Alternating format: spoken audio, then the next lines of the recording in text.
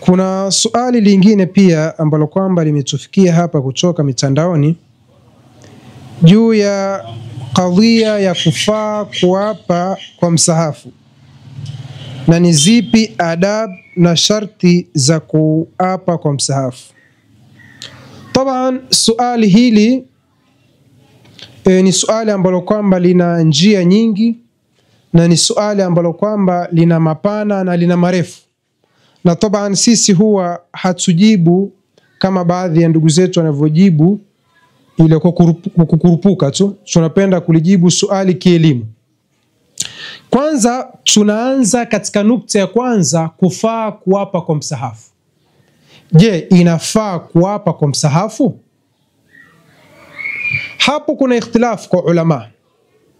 Ukija kwenye usulul fiqh sakuta kuna ikhtilafu pana kwa ulama juu ya kufaa kuapa kwa msahafu au kukuto kufaa kuapa kwa msahafu. Na hilo linarejelea katika ikhtilafu za ulama. Je, Qur'an ile ambayo kwamba mtu anaapa nayo ni makhluqi au sio makhluqi? Yani je, Qur'ani ni kiumbe au sio kiumbe? Baadhi ya ulama wanasema Qur'ani sio kiumbe.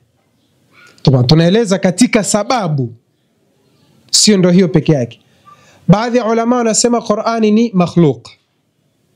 Baadhi ya ulama wanasema Qur'an yani ni kiumbe. Baadhi ya ulama wanasema la, Qur'ani sio kiumbe. Angaa rai yenye nguvu ni ya hawa waliosema kwamba Qur'ani ni kiumbe.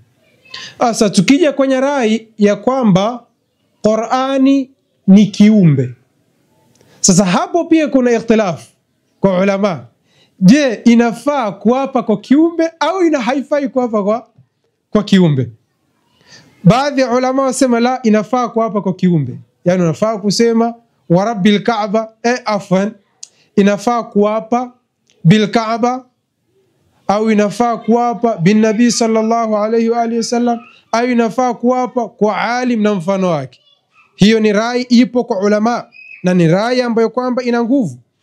Lakini rai nyingine ni kwamba haifai kuapa kwa kiumbe. Hiyo nayo ni rai ipo na wako ulama ambao kwamba walioishika. Kwa hivyo na wengine wamesema la, Qur'ani sio kiumbe. Nao hao wana nini?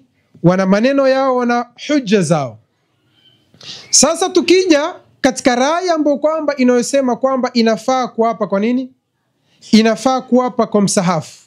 Sasa tunaangalia hicho kitu ambacho kwamba unachokiapia ni kitu gani? Ni kitu cha kiupuuzi? Hapo kiapo hakipiti.